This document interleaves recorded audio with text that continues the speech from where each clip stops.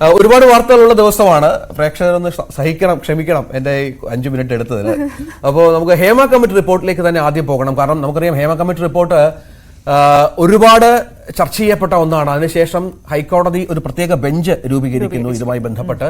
അതിനുശേഷം ഈ കേസ് ഇന്ന് പരിഗണിക്കുകയാണ്. 6ഓളം ഹർജികൾ ഹൈക്കോടതിയുടെ പരിഗണനയിലുണ്ട്.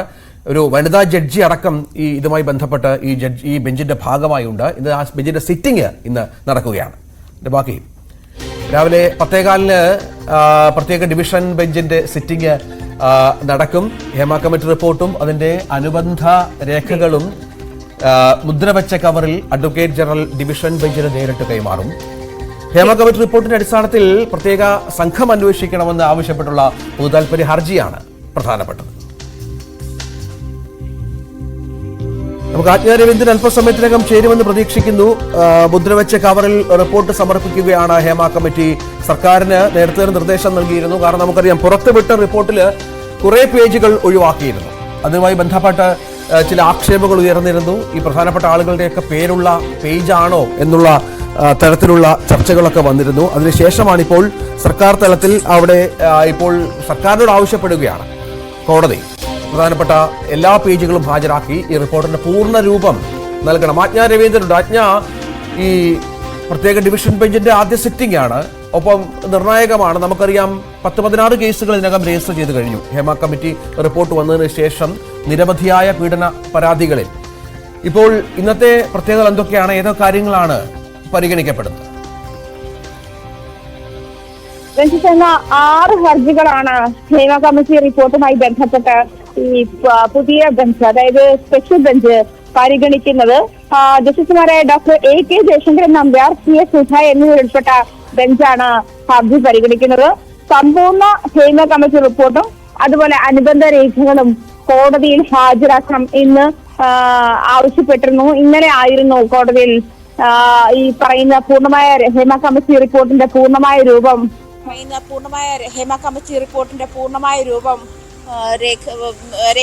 മറ്റ് അനുബന്ധ രേഖകളും ചേർത്ത് ഇന്നലെയായിരുന്നു സബ്മിറ്റ് ചെയ്യാൻ ആവശ്യപ്പെട്ടിരുന്നത്. ആ റിപ്പോർട്ട്, അതായത് കോടതിയിൽ കൈമാറിയിട്ടുള്ള സീൽ ചെയ്ത കവറിലുള്ള റിപ്പോർട്ട് ഇന്ന് ഈ പറയുന്ന സ്പെഷ്യൽ ബെഞ്ചിന് കൈമാറുമെന്നാണ് മനസ്സിലാക്കാൻ കഴിയുന്നത്. പരിഗണനാ വിഷയങ്ങളിൽ വ്യക്തത വരുത്താനും അതുപോലെ തന്നെ ആദ്യ സിറ്റിംഗിൽ ഈ പരിഗണനാ വിഷയങ്ങളിൽ കൂടുതൽ വ്യക്തത വരുത്താൻ തന്നെയാണ് ആദ്യ സിറ്റിംഗിൽ ബെഞ്ചിന്റെ തീരുമാനം ഉണ്ടായിരിക്കുന്നത്.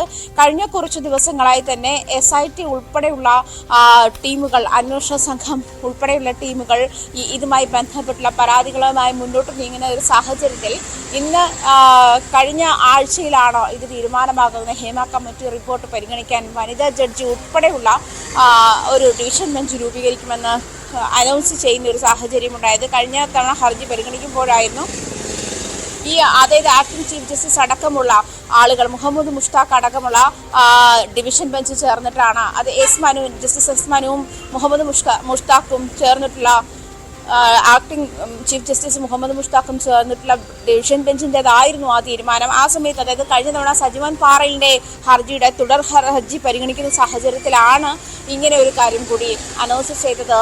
എന്തായാലും ഹേമ കമ്മിറ്റി റിപ്പോർട്ടുമായി ബന്ധപ്പെട്ടും അതിനുശേഷവുമുള്ള അത്തരത്തിലുള്ള സിനിമാ മേഖലയിലെ പരാതികൾ, അതായത് ഹേമ കമ്മിറ്റി റിപ്പോർട്ട് അനുശാസിക്കുന്ന പരാതികളൊക്കെ ഇനി ഈ ഡിവിഷൻ ബെഞ്ചിന്റെ മേൽനോട്ടത്തിലാകും തീർപ്പ് കൽപ്പിക്കുക എന്നുള്ള കാര്യമാണ്. ബെഞ്ചിന്റെ ആദ്യ സിറ്റിംഗ് ആണ്. ഇന്ന് തന്നെ 6 ഹർജികളാണ് ഈ ഡിവിഷൻ ബെഞ്ച് പരിഗണിക്കുന്നത്. രഞ്ജിത്ത്, അതാണ് പ്രധാനപ്പെട്ട വിവരം. നമുക്ക് ഈ ഹേമ കമ്മിറ്റി റിപ്പോർട്ട് നമുക്കറിയാം. ആജ്ഞ, അതിനകത്ത് മറ്റൊരു പ്രാധാന്യം എന്ന് പറയുന്നത് ഇതിന്റെ പൂർണ്ണ രൂപം, ഈ റിപ്പോർട്ടിന്റെ പൂർണ്ണ രൂപം കോടതിക്ക് മുന്നിൽ എത്തുകയാണ്. മുദ്രവെച്ച കവറിൽ സമർപ്പിക്കുകയാണ്. വനിതാ കമ്മീഷനും ദേശീയ വനിതാ കമ്മീഷനും ഈ പൂർണ്ണരൂപം വേണമെന്ന് ആവശ്യപ്പെട്ടിട്ടുണ്ട്. അപ്പോൾ അതനുസരിച്ച് നമ്മൾ ഈ പുറത്തു വരാത്ത മറ്റു പേജുകൾ കൂടി, കുറച്ചാളുകൾ മാത്രം കണ്ട മറ്റു പേജുകൾ കൂടി കോടതിക്ക് മുന്നിൽ എത്തുമ്പോഴുള്ള ഒരു വലിയ പ്രാധാന്യമുണ്ട്. അതെത്രത്തോളമാണ്, അതെങ്ങനെ കാണണം, അത് നിയമവിദഗ്ധരടക്കം ഈ വിഷയത്തിൽ പുലർത്തുന്ന ഒരു വിശ്വാസം എന്താണ്? കോടതിക്ക് മുന്നിൽ എത്തുമ്പോൾ ഈ കേസിന്റെ, ഈ സംഭവങ്ങളുടെ ഗൗരവ സ്വഭാവം വല്ലാതെ കൂടുകയാണ്.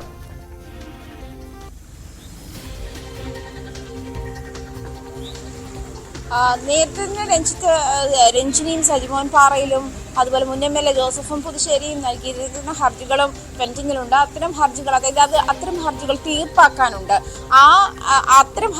ആ ഹർജികൾ കൂടി ഇന്ന് ഈ ബെഞ്ച് പരിഗണിക്കുമെന്നാണ് അറിയുന്നത്. രഞ്ജിത്ത് സൂചിപ്പിച്ചതുപോലെ ഈ പറയുന്നത് പോലെ കൃത്യമായ ഒരു നിയമാവലിയില്ല, അല്ലെങ്കിൽ നിയമ സംവിധാനമില്ലാത്ത ഒരു തരത്തിലേക്കാണ് ഹേമ കമ്മിറ്റി റിപ്പോർട്ടിന്റെ പരിധിയിലുള്ള പരാതികൾ പരിഹരിക്കാനുള്ള നീക്കം ഉണ്ടാകുന്നത് എന്നൊരു ആരോപണം ആദ്യഘട്ടത്തിൽ തന്നെ ഉണ്ടായിരുന്നു. കാരണം ഹേമ കമ്മിറ്റി റിപ്പോർട്ട് പുറത്തു വന്ന ശേഷം ഞെട്ടിക്കുന്ന തരത്തിലുള്ള നിരവധി വെളിപ്പെടുത്തലുകൾ, കമ്മിറ്റിക്ക് മുൻപാകെ മൊഴി നൽകിയ ആളുകളുടെ മൊഴിപ്പകർപ്പ് പുറത്തുവിടാത്ത സാഹചര്യം ഉണ്ടെങ്കിൽ പോലും, പക്ഷേ കമ്മിറ്റിയുടെ മുൻപാകെ മൊഴി രേഖപ്പെടുത്താത്ത പല സ്ത്രീകളും തങ്ങൾ ഇത്തരത്തിൽ അതിഭീകരമായ ലൈംഗിക അതിക്രമം നേരിട്ടു, അതല്ലെങ്കിൽ തൊഴിൽ പീഡനം നേരിട്ടു, ഈ സിനിമയിൽ തൊഴിൽ നേടണമെങ്കിൽ അല്ലെങ്കിൽ തൊഴിൽ കിട്ടണമെങ്കിൽ ശരീരം നൽകണമെന്നൊരു സാഹചര്യത്തിലേക്ക് അവരെ അങ്ങനെ ഇമ്പോസ് ചെയ്യപ്പെടുന്ന ഒരു തരത്തിലേക്ക് അവരെ എത്തിപ്പെടുന്നു.